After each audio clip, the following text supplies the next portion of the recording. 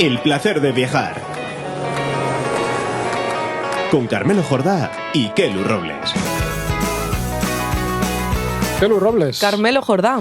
Muy buenos días, tardes, noches o lo que sea cuando nos estéis escuchando. Bienvenidos a un episodio más, un episodio nuevo del Placer de Viajar, que como todos sabéis es un podcast de viajes sin rival desde que allá por el año 1010, qué bonito ese año, dicho sea de paso, el clan de los Banu Racine creó la taifa de Albarracín, que obviamente no es una casualidad el nombre y el nombre del clan, luego lo hablaremos. Una taifa que se mantuvo independiente casi un siglo allí en la montaña, perdidos los tíos pero aguantando, y después hubo así como varias peripecias, pero no se integró en la Corona de Aragón hasta 1300, que ya habían llegado hasta la frontera de Murcia. Es decir, que, oye, fíjate, hay ahí como una especie de espíritu de resistencia y de fuerza que yo creo que sigue hoy en día a tenor de algunos personajes que conocemos de la zona. Y 724 años después llega otra fecha histórica porque vamos a dedicar una parte de este capítulo, oh sorpresa, a Albarracín. Eso es. ¿Quién podría habérselo imaginado? Pueblo monumento donde los haya, precioso.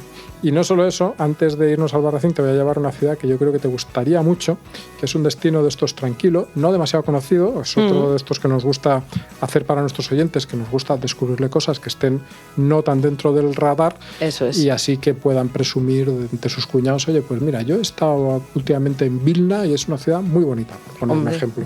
Es que no se van a ir hasta Vilna solo por sorprender a un cuñado, por ejemplo, hay que dar razones. Hombre, las vamos a dar, pero oye, si encima sorprendes a tu cuñado es como un plus, ¿no te parece?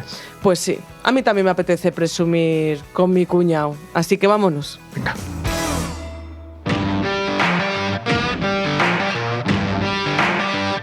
Para empezar, ubicación geográfica, pon el GPS mental, Carmelo, porque nos tienes que ubicar dónde está Vilna y por qué te gustó tanto. Vamos a explicarlo un poco todo. Yo me imagino que la mayor parte de la gente lo sabrá, pero bueno, ya que estamos, Vilna es la capital de Lituania. Para que la gente se ubique bien, porque yo al menos siempre he tenido problemas de saber cuál era cuál. Pues bueno, Lituania es una de las 3 repúblicas bálticas que eran parte de la URSS, que son así países pequeñitos, y que en este caso Lituania es la que está más al sur, para que se hagan una idea. Está haciendo frontera con Bielorrusia, es una zona un poco agitada todo aquello, pero hoy en día lo que es Lituania está muy tranquilo. ¿Por qué me gustó? Que era la segunda cosa que me preguntabas.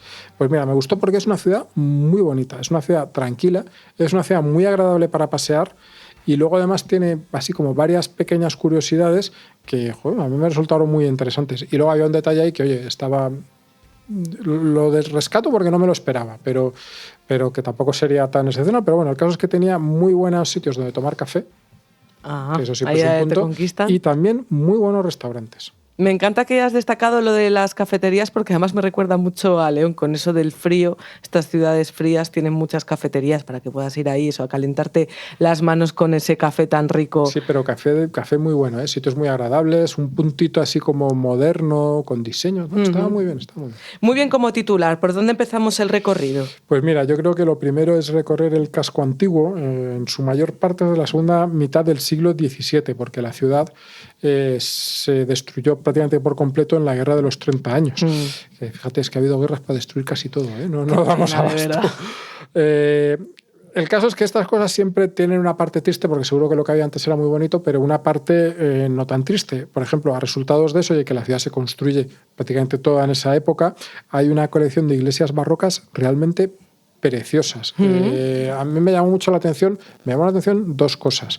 Una, que pues, eran todas relativamente parecidas, el mismo estilo, muy bonitas, y luego que estuve en domingo, casualmente paseando por allí, y estaban las iglesias repletas, pero repletas que no te podías sentar. Y la gente es muy devota. Sí, o sea, bueno, es un país que efectivamente hoy en día es muy católico. Digo que, digamos así, una de las cosas más curiosas son esas iglesias góticas, pero hay una, que yo sepa, solo una, que no es gótica, sino que es anterior, es gótica, y además es gótico de ladrillo. El gótico del ladrillo es muy típico de toda esta zona del Báltico. Hay también, por ejemplo, en el norte de Alemania, nuestro especial sobre Alemania, en el primero hablábamos de ciudades como en Lübeck, pues que tienen iglesias góticas de ladrillo. Sí, aquí preciosas. hemos comentado mucho lo del gótico. Nosotros cuando pensamos en el gótico tendemos a pensar en el afrancesado, que es el que más nos ha llegado a nosotros, pero que luego hay otros tipos que vamos a encontrar en Europa. Y dentro de que es de este tipo de gótico de ladrillo muy propio del Báltico, era como muy rara. Y cuando digo raro, es una cualidad positiva, porque no era como las iglesias alemanas, que son bastante recias, con torres así grandes y bastante... Toscas. No sé si toscas es la palabra, pero yo no sé, no encuentro, o sea, como sin mucha decoración, para que nos entendamos. Austeras. Austeras, esa es la palabra que estaba buscando, gracias. Y esta, en cambio, era un gótico así como súper florido, muy curioso, muy... Obviamente es de otra época también, es de ya casi principios del siglo XVI, si no recuerdo mal, muy principios, pero era realmente bonito. La verdad es que me chocó mucho, era muy chocante y además... bueno, pues está en un estado de conservación perfecto. De hecho, todo este centro histórico de Vilna, que es patrimonio mundial, está súper bien conservado. No ocurre lo mismo, pero en cambio, fíjate que también tiene su gracia lo que le llaman la ciudad nueva, que tampoco es que sea muy nueva, porque es de la época en la que aquello era parte no de la Unión de Repúblicas Socialistas Soviéticas, sino del Imperio Ruso, es decir, de antes de, o sea, prácticamente finales del 19. Y esta ciudad nueva, pues a mí también me pareció muy interesante. No es tan cuidada, no está tan bonita, pero tiene muchas calles interesantes y tiene rincones de estos en los que está así como avejentado, pero avejentado con gracia, ¿no? Esto que hemos comentado alguna vez, hablando, por ejemplo, de Portugal, yo siempre lo digo, que es una decadencia como muy fotogénica y que está francamente bien. Sí, atrayente. Lo de nueva, lo de llamar a las cosas nuevas, claro, es que llega un momento, en el momento que pones el nombre está muy bien, pero luego pasa el tiempo. Lo carga el diablo. En todos los sitios hay un puente nuevo que tiene más años que la... Claro, muy nuevo, envejece muy mal. Pero bueno, al final todo es una cuestión de referencias también. Eso sí es nuevo porque es más nuevo que lo viejo. En este caso, pues la ciudad nueva es más nueva que la ciudad vieja. Oye, Carmelo, hay una cosa, a ver si me corriges, porque a mí me suena haber escuchado que hay una república en Vilna. Hay una república, efectivamente, que se declaró independiente y se llama Uzupis, que es un nombre bastante raro. Es un barrio, está separado del centro histórico por el río Vilnia. Hay dos ríos allí, el río este desemboca en otro, que no recuerdo el nombre, un pelín más allá, y se declaró independiente a finales del siglo pasado. Es un poco una, no sé si llamar imitación o una imitación de un sitio que es más famoso, que es la República de Cristiana, que está en Copenhague, y que era así como un barrio hippie, bastante famoso. Pues esto en sus inicios era algo parecido y la verdad es que es bastante curioso. Ahora ha evolucionado hacia una cosa como más moderna, bastante guay, con cafeterías chulas y tal. A mí me gustó mucho que tiene su propia constitución y entonces hay una pared allí en la que la Constitución está pegada en unos cristales como en espejos, ¿no? Porque la verdad es que son placas metálicas súper reflectantes en muchos idiomas, ¿no? Y está, por supuesto, también en español, y me di cuenta allí de que el primer, y yo diría que más importante artículo de esa Constitución es que todo el mundo tiene derecho a vivir junto al río Vilnia. Lo cual, si lo llevásemos a la práctica, nos crearía un problema de vivienda que ríete tú del de España. Digo, madre mía, Carmelo, qué lío entre lo de la República, ahora esto. Estás montando mucho lío en este podcast, dando muchas ideas. Pero bueno, bromas aparte, y es una... Bueno, y constituciones aparte, es una zona curiosa y desde luego es una zona de las que recomendaría conocer de la ciudad. Y bueno, pues que hoy en día pues tiene ese tipo, pues eso, de tiendas de diseño, cosas muy modernas, cafés así con un toque hipster, con también buen café, como decíamos antes, así que es una zona muy curiosa. Las constituciones estas reflectantes daban unas fotos, daban un juego muy fotogénico. No sé si por lo que estás contando tengo que entender que Vilna no es una ciudad demasiado monumental, pero ¿hubo algún rincón, edificio que te llamara especialmente la atención? A ver, efectivamente no es una ciudad que destacaría por sus monumentos. Tiene, por ejemplo, bastantes iglesias bonitas, pero quizá quitando la de Santa Ana que hemos comentado, no tiene nada muy... Sí que tiene un par de cosas que si no las menciono, pues que yo creo que daría incompleta la visión de la ciudad. Y una de ellas es precisamente la catedral, pero la catedral es que es un poco rara para lo que estamos, para nuestra idea de una catedral, porque es una catedral de estilo neoclásico. A mí el estilo neoclásico, esto es un gusto personal, ¿eh? No es una cosa, pues no es el que más no me parece demasiado interesante. Pero bueno, está curioso, hay que verla, ¿no?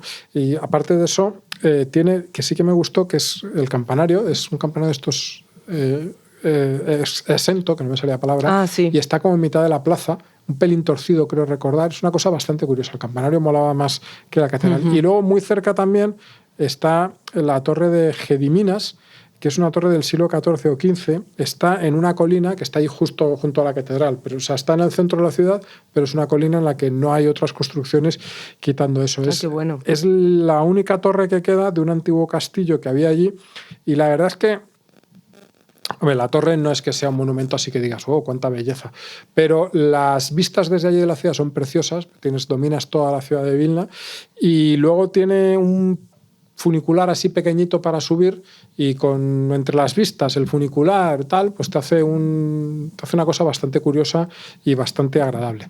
Creo que te has dejado una cosa, porque a nosotros nos gusta, por ejemplo, hacer mucho turismo de cementerio, de cosas como concretas.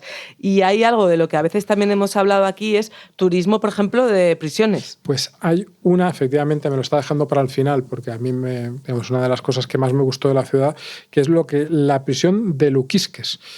Es un complejo carcelario bastante grande y que se creó en la época de los zares. Claro, cuando la crearon estaba la cárcel allí al tomar por saco, con perdón de la expresión, pero ahora la ciudad fue creciendo y ahora está pues prácticamente en mitad de la... Bueno, prácticamente en mitad de la ciudad no, prácticamente en el centro, quiero decir, está muy en mitad de la ciudad. Me cuesta imaginar cómo será una cárcel de la época de los zares, o sea, rimbombante como hacían entonces los monumentos. ¿Sigue ese mismo estilo? Más bien acojonante.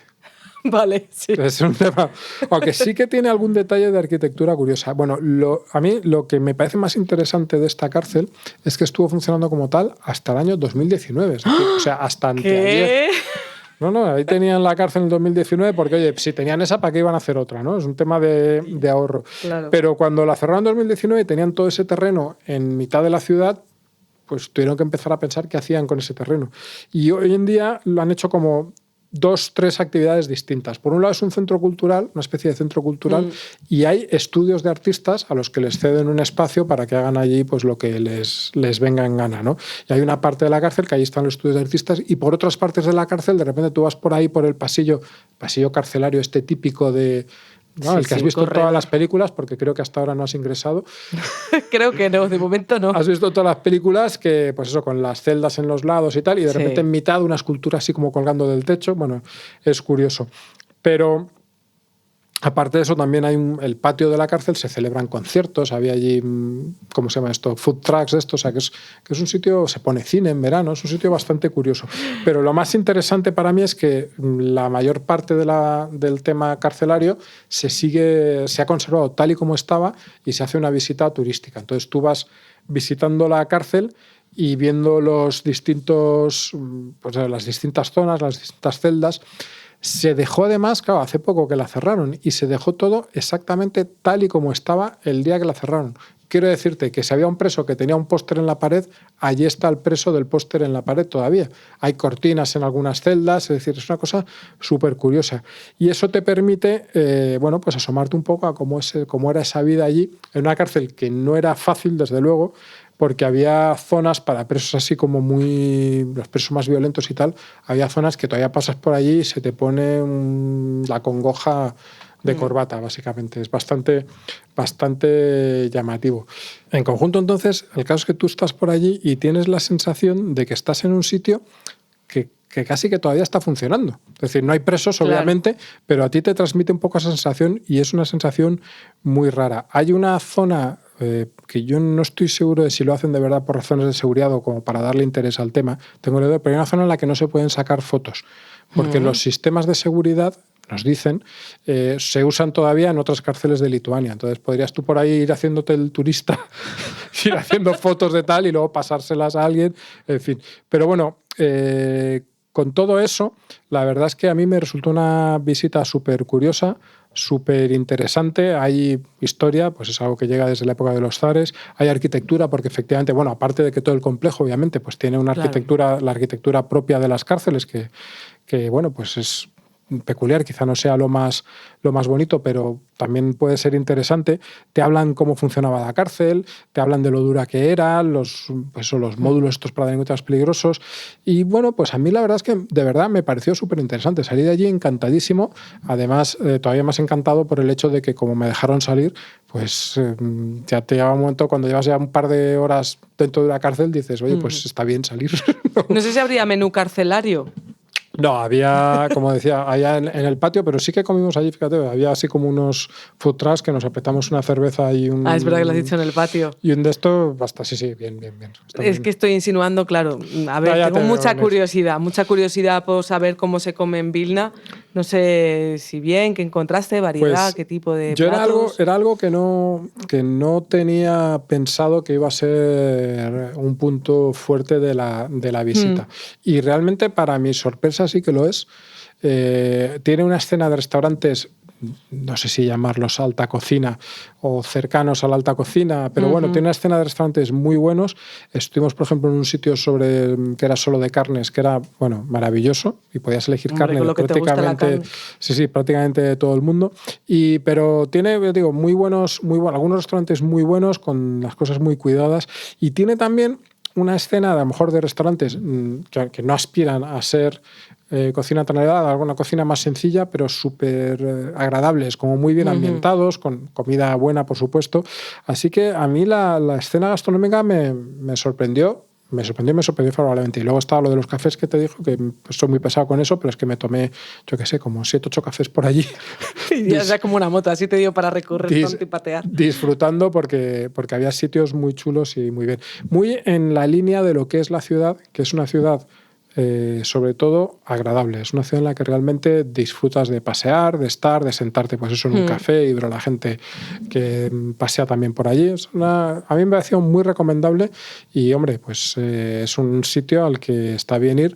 Hay vuelos directos, es decir, que yo creo que es un sitio a descubrir. Y asequible, además, yo creo, económicamente. Pues mira, yo te diría que en eso no es... por desgracia para España, Lituania, por ejemplo, es un país que ha progresado tanto comparado con nosotros, que en realidad no es una diferencia de precios sustancial. Puede que a lo mejor esté un pelín más barato, pero no tal. Y te voy a decir una cosa, al menos en Vilna, que obviamente es la catedral y también te ofrece una visión un tanto distorsionada de lo que es el conjunto, se ve un nivel de vida que no tiene nada que envidiar al de España. Bueno, pues si hemos gastado allí, hemos soltado mucha cartera en Vilna, espérate, Carmelo, porque ahora nos vamos a nuestro destino nacional, que nos volvemos al siguiente viaje, en esta ocasión en España.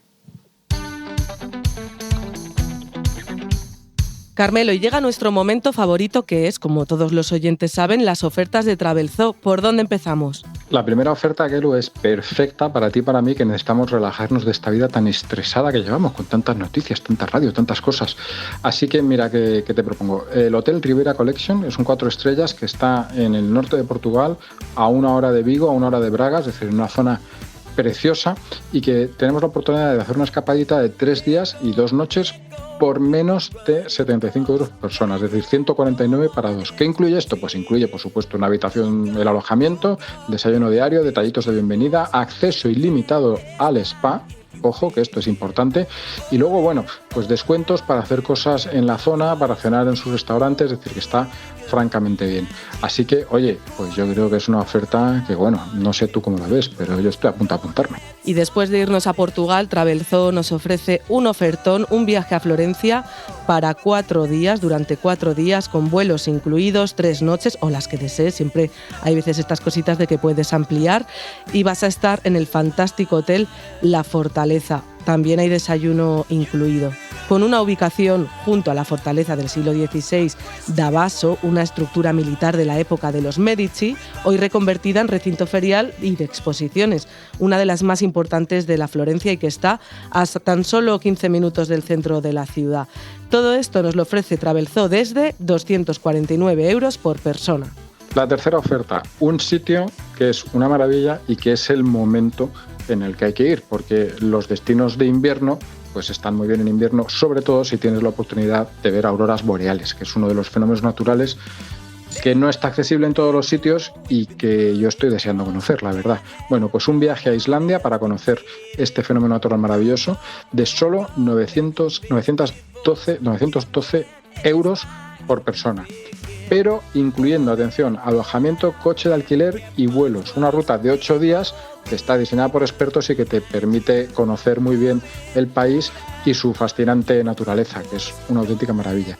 Lo dicho, vuelos de ida y vuelta desde España, 7 noches de alojamiento, 3 desayunos, el coche de alquiler durante todo el viaje y, bueno, detalles como seguro de viaje, es decir, que está muy bien y muy cubierto. Como digo, desde 932 euros por persona, pero además puedes ir en algún momento un poco más especial, como por ejemplo durante las vacaciones de Navidad, y tampoco te sale mucho más caro. Por ejemplo, salida el 2 de enero desde Barcelona, 1.082 euros, que está muy bien.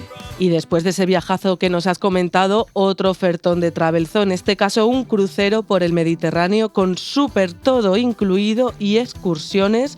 Ojo, porque Costa Cruceros tira la casa por la ventana. Hasta el 30 de noviembre puedes reservar este crucero por el Mediterráneo y llevarte ese todo incluido, súper todo incluido. ¿Qué significa? Pues que además de la pensión completa te incluyen bebidas y excursiones gratis. Hay muchísimos cruceros para elegir, pero este a bordo del Costa Toscana destaca sobre todo por su gran relación calidad-precio, porque por solo 819 euros por persona, con un ahorro de 258 euros sobre el precio habitual, te llevas este viajazo durante 7 noches, pensión completa y paquete de bebidas My Drinks con cafés, zumos, cervezas, cócteles, vinos y mucho más. Así que ya sabéis, os tenéis que apuntar a esta oferta de Travelzoo. Y la última, como suele ser, pues es una oferta, bueno, una ofertaza. Es un viaje fantástico de 11 días a un país tan hermoso y tan interesante como Colombia, y el precio es 1.899 euros por persona, lo que significa un ahorro de hasta 700 euros. Es decir, o sea, es francamente bien. Conoces, por supuesto, Bogotá, conoces el eje cafetero, que le llaman, que es una zona de paisaje precioso, obviamente, con el café, que es patrimonio de la humanidad, un recorrido guiado por Medellín, con la Comuna 13, que tú la conocías y me acuerdo que te gustó muchísimo. En fin, también la costa caribeña, es decir, es un viaje en el que conoces muy bien el país, que tienes los vuelos internacionales, los vuelos internos, 10 noches de alojamiento, 10 desayunos, una comida y todos los traslados en vehículos entre un sitio y otro. Es realmente una auténtica maravilla, y el precio, aunque desde luego la gente puede pensar, oye, pues 1.899 euros es un dinero. Pues sí, es un dinero, pero es un precio fantástico para todo lo que ofrece. Ya sabéis que si queréis recibir todas estas ofertas que recibimos Carmelo y yo y que os contamos en este podcast, pues solo tenéis que inscribir vuestro correo electrónico en travelzoo.com o travelzoo.es y las recibiréis como él y como yo.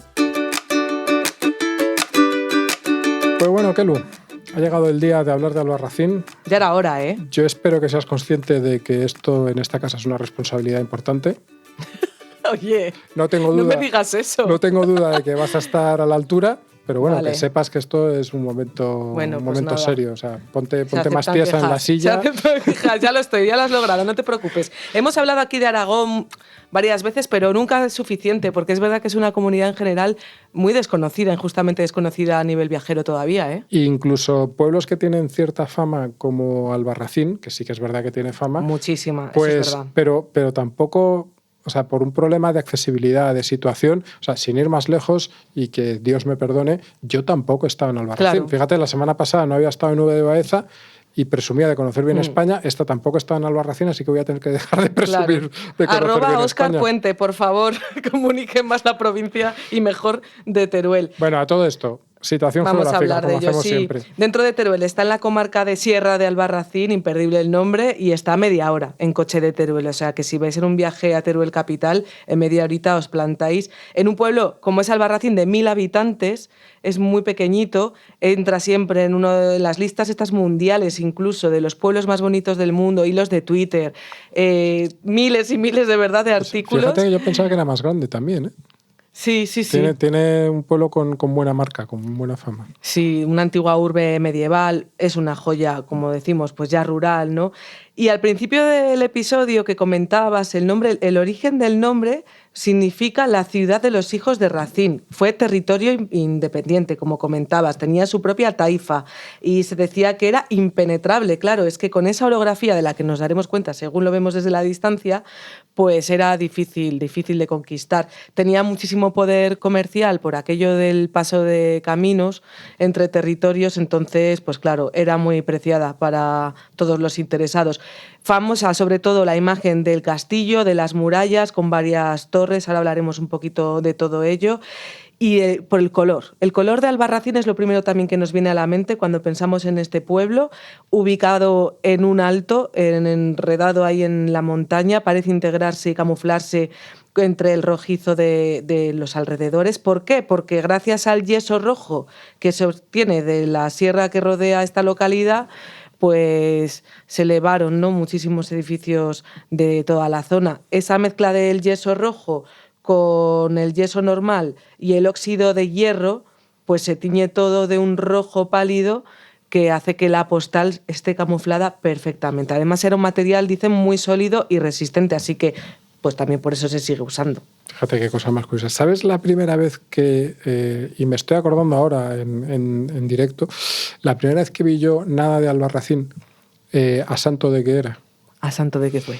Estaban retransmitiendo por la tele una carrera creo que de coches que tenía lugar dentro del casco antiguo, el Gran Premio de Albarracín, una cosa así, dentro del casco antiguo del pueblo, cuando se hacían, o sea, ese tipo de cosas. Es decir, pues qué valientes los pilotos y los vecinos, porque asomarse por ahí de la puerta de las viviendas pero fíjate, yo y ver un coche... Creo recordar que era de coches, no estoy seguro al 100%, porque de esto te estoy hablando hace muchísimos años, pero hace muchísimos años, yo cuando vi aquellas imágenes, y eso que era en otra época, eso hoy en día pues sería impensable, pensé, joder, qué locos están estos tíos y qué sitio tan extraño, tan peculiar y tan bonito. Sí, y laberíntico, es que esas callejuelas que comentas son pues calles imposibles, empedradas, también silenciosas, aunque es verdad que cada vez vamos más a ver esa maravilla de pueblo y bueno, arrebatamos un poco del silencio. Pero... Vamos a dar ese paseo y dime por dónde empezamos. Sí, porque además creo que es importante saber un poco trazar la ruta, porque como hay tanta cuesta, tanta callejuela, si seguimos un poquito los puntos de los que os voy a hablar, yo creo que no hay pérdida y además así vemos todo sin cansarnos demasiado y no nos dejamos nada. Yo empezaría por el barrio del Arrabal.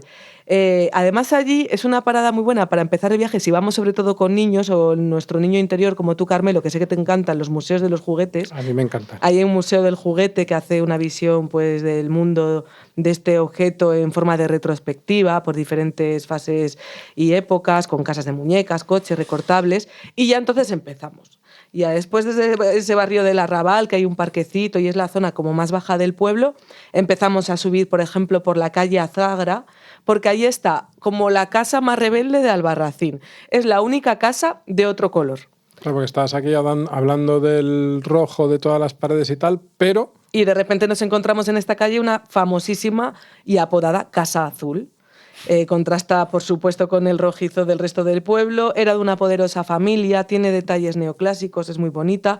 Y la leyenda cuenta que un muchacho se enamoró de una andaluza y ella pues tenía mucha nostalgia de su tierra, la echaba mucho de menos, así que él le hizo esta casa de este color para que no tuviera tanta morriña andaluza. Que todas las casas de Andalucía se ve eran de color azul en aquella época. Es una bueno, cosa tiene ribetes, que la verdad es que no, pero tiene ribetes así blanco y el blanquiazul, pues yo creo que de ahí, bueno, es una leyenda, que al final siempre nos gusta escuchar una historia de amor. Hay también una plaza mayor que, si no estoy equivocado, es bastante espectacular, ¿no? Sí, y es pequeñita, pero empedrada, en forma irregular. Esto es muy curioso. Allí antiguamente es donde, por supuesto, se encontraba el antiguo zoco, después el mercado, y ahora lo que hay son muchísimas terrazas donde se juntan los vecinos a tomar, por ejemplo, un somontano, que es el vino más típico de la zona. Las casas están pintadas de color ocre en su parte superior, las casas que rodean la plaza, y la inferior está empedrada. Grandes ventanales encontraremos en la plaza, balcones correderos o portales, típica plaza, ¿no? Pequeñita. Y ahí está, como no, el ayuntamiento con su balcón esquinero, que está reproducido en la Casa Popular de Barcelona. Fíjate, esto es muy curioso. Y en la esquina derecha del ayuntamiento se puede acceder a un mirador desde donde se ve una de las mejores panorámicas del pueblo. Digo una porque es que hay tantas, sobre todo dentro del pueblo, los alrededores, para ver la imagen desde fuera, que se ven muchos de esos artículos de viajes que encontraremos por ahí. También dentro de esta Plaza Mayor está el Museo de la Forja en la plaza. A mí, la verdad que al conocerlo pensé, ¿esto Esto les va a encantar porque a mí me parece que es el programa más heterosexual que existe en la televisión, el de Forjado a Fuego. Me recordó muchísimo el Museo de la Forja. Tengo que decirte que he visto un par de veces ese programa, no más, porque tampoco está dentro de mis intereses y tal, y me parecía tan heterosexual que incluso ya igual se pasa un poco, ¿sabes lo que quiero decir, no? Sí. No, pues bueno, en este museo nos van a contar ahí toda la historia porque lo que hay dentro de esta artesanía y este arte es pues mucha historia, ¿no? Dentro de Albarracín. Y es muy interesante, ¿eh? Ahora hablando en serio, que decir, esas son cosas chulas de ver cómo se trabaja con eso. Sí, no es nada sencillo. Luego, tenemos que continuar el recorrido. Por ejemplo, por la calle de Santiago, ahí está la iglesia de Santa María y Santiago, hay una gran torre. Y esto es muy curioso porque los cimientos de esta torre están sobre la propia roca. Así que queda muy alta esa torre y visualmente parece que está un poco inclinada. Esto se repite en muchísimas de las viviendas de los edificios del pueblo y al menos ocurre a nivel visual. Esto de que esté la roca, de que los edificios quieran aprovechar ese espacio y superponerse. Pues, como los rascacielos de Manhattan, que también están sobre la roca. Sí. Literalmente. O sea, está la roca bajo tierra, pero sí. Y los de Cuenca también, los rascacielos medievales, ¿te acuerdas? Sí, claro. Bueno, pues siguen un poco también esta teoría de, oye, vamos a aprovechar el espacio. Si estamos todos aquí protegiéndonos, pues aprovechamos la roca y nos subimos de alguna manera a ella. Por esta zona está la Casa de la Julianeta. Es una de las casas más bonitas de la ciudad del siglo XIV, uno de los lugares más fotografiados y te volverías loco porque forma una esquina entre dos calles, parece una especie de chaflán irregular porque ni es simétrica esta casa y también parece que se va a caer, pasaba un poco como lo de la torre. Dicen que me hace mucha gracia porque ahí lo llaman el Flatiron de Albarracín. ¿Ves? Ellos no son menos que nadie. Decía. Efectivamente, Manhattan está en Albarracín. No es una casa señorial, es una casa popular. Está hecha a base de ese yeso y que comentaba antes, de madera. Y hoy acoge, es muy bonito, un taller de artistas. Ah, curioso. Y al lado además se puede ver el portal de Molina, es una de las puertas del complejo amurallado de Albarracín, ya empezamos por ahí, la foto perfecta, si quieres encuadrarla, encuadra esa puerta y justo en el vano de su arco la Casa de la Julianeta, es una de esas fotos más típicas y es un paraíso para instagramers que se ponen ahí en medio a hacerse la típica foto. Me ha encantado lo del Julianeta, porque es como... y hay cierta conexión, obviamente, entre estas zonas de Teruel y zonas de Valencia, pero es como muy valenciano ese diminutivo. ¿Ah, sí? Sí, soy Julianeta. Che, que venga la Julianeta, una cosa así como muy... Ah, no lo sabía. No digo que lo sea, digo que a mí me suena como muy valenciano. Suena? Has mencionado las murallas y yo soy una especie de loco de las murallas, así que cuéntame más. Sí, aquí, hombre, nos toca subir un poquito más porque hay que hacer el recorrido por su muralla, la muralla de Albarracín. Son muy valiosas porque son del siglo X, de la época árabe y se conservan en muy buen estado. La foto desde allí, que es para lo que va también la mayoría de la gente, ¿no? Por la panorámica, es muy buena porque se puede ver todo el pueblo, hace como una curva y ahí pues nos va a permitir seguir avanzando para alcanzar toda esa imagen, ¿no? Y además es que, hombre, si buscamos, estamos todo el día o nos quedamos hasta la noche, hay que buscar o bien el amanecer o bien el atardecer. En este caso el atardecer es donde se junta ahí toda la gente para ver toda esa panorámica de esta imagen.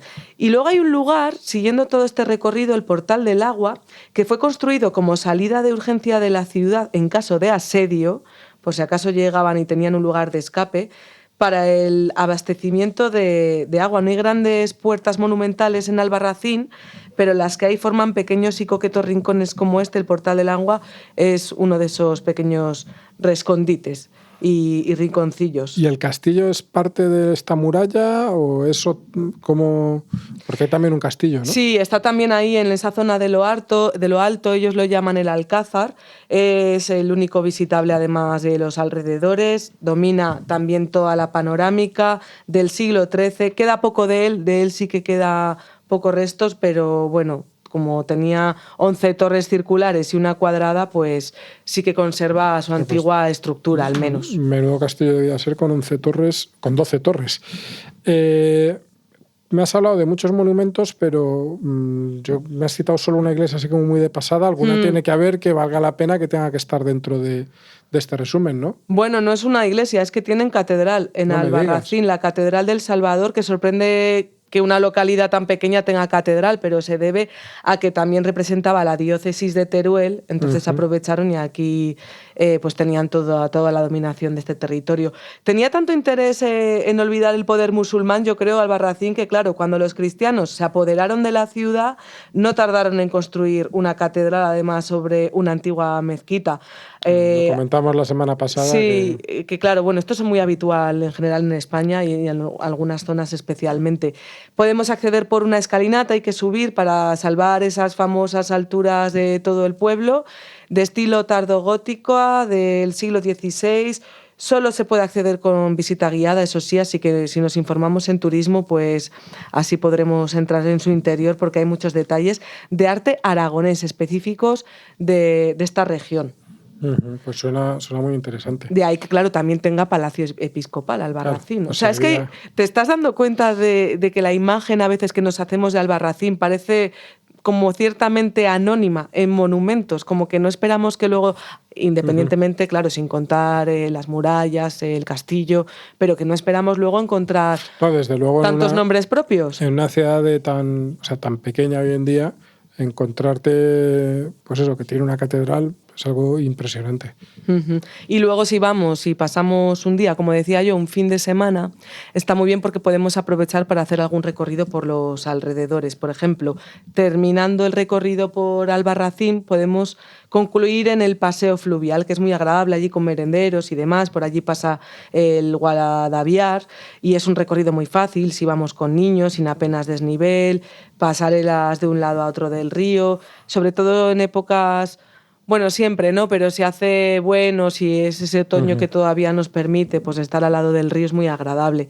Y allí también está un mirador muy bonito de la ciudad porque aquí vamos a hacer una foto, digamos, desde la parte baja.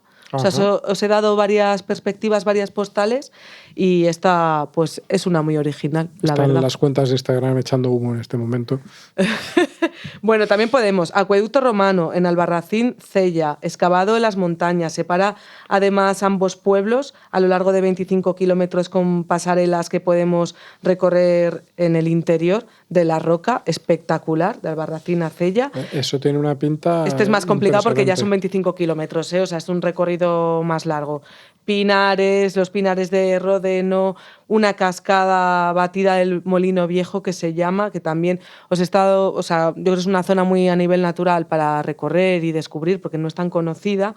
Podemos ir al nacimiento del río Tajo, hombre, que es el río más largo de España. Esto de conocer los nacereros. A mí eso me encanta. Sí. Es una cosa que siempre me llama la atención porque tú estás viendo allí salir el agua y piensas, joder, esto va a acabar en Lisboa, nada más y nada menos. Y es un lugar de triple frontera que también nos encanta porque ahí está justo entre Teruel, Guadalajara y Cuenca. Así que también no se decidieron y comparte esos tres territorios. Y nos queda la última duda que siempre dejamos aquí para el final. ¿Cómo está el tema de los comestibles?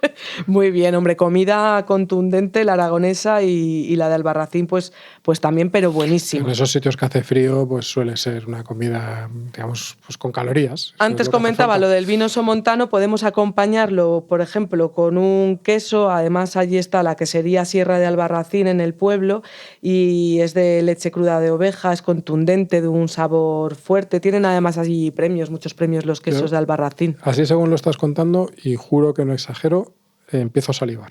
Y con ese aperitivo del queso y el vino, pues luego nos vamos a una caldereta, a migas, al gazpacho pastor. La caldereta lleva ternasco, toro, cordero, menuda tripla. Sí. El gazpacho. Casi no tendrá sabor eso, ¿eh? No, o sea, imagínate, ahora para que llegue el frío esto es ideal. El gazpacho, nos tenemos que olvidar del gazpacho andaluz. Este lleva tocino, piezas de caza y demás, y verduras, y luego podemos pues comprar algo de jamón antes de volvernos a nuestros territorios de vuelta y bueno, pues habrá sido un viaje espectacular una vez más por Aragón y en este caso por este rincón de Teruel que es maravilloso. Máximo respeto, desde aquí tenemos que decirlo, al jamón de Teruel, esa gloria de la humanidad que, oiga, somos fans. Nunca suficientemente ponderado. Pues, oye, como tú, Carmelo, como tú, nunca suficientemente bien ponderado. Muchas gracias.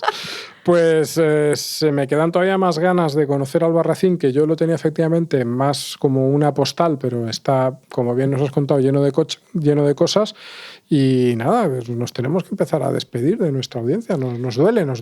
Nos duele, no nos pero queda aquí otro remedio. estamos. Y si nos echáis de menos, que sepáis que solo quedan 7 días para volver a escucharnos. Si os suscribís en las aplicaciones, os llega automáticamente. Aunque también os podéis escuchar por las webs de Radio y Libertad Digital. Mientras estáis ahí consultando las portadas, de repente, ¡pum!, ahí estamos. Y si tenéis algo que contarnos, queréis decirnos algo, queréis corregirnos, tenéis todo el derecho. Si es que hemos dicho algo mal, pues tenéis 2 opciones. Una es nuestras cuentas de, iba a decir Twitter, yo es que todavía soy un poco antiguo, de X, que son @KeluRobles y @CarmeloJordá, y otra es nuestra dirección de correo electrónico, que es elplacerdeviajar@libertaddigital.com, obviamente. Hasta la semana que viene, Carmelo. Nos vemos en una semanita, Kelu. El placer de viajar con Carmelo Jordá y Kelu Robles. Escucha este y otros programas cuando y donde quieras a través de los podcasts de Libertad Digital y Es Radio. Instala nuestra aplicación para iOS o Android. Entra en nuestra web Es Radio FM o búscanos en iVoox, Apple Podcast o Spotify.